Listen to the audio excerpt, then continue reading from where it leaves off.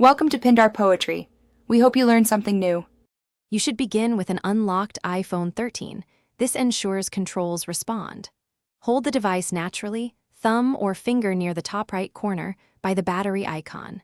Then, swipe downward in a quick, deliberate motion. Do not drag from too far left. Once done, the control center will slide into view because iOS maps that gesture to quick settings. If you want faster access later, practice the angle and speed until the swipe consistently opens the panel every time.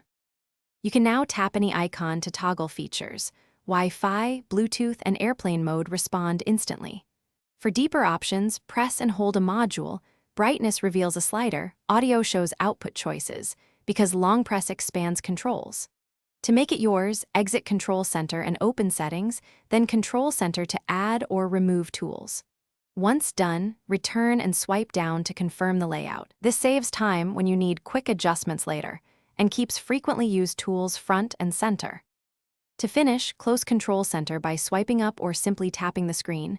This returns you to your app instantly. If the swipe doesn't work, restart the iPhone, power off, wait 10 seconds, then power back on, because transient glitches often resolve with a reboot. Make sure gestures aren't blocked. Check settings, then face ID and passcode, and confirm access when locked if needed. If problems persist, reset settings as a last resort, but try the restart and permission checks first. Thanks for watching. Consider subscribing if we helped you.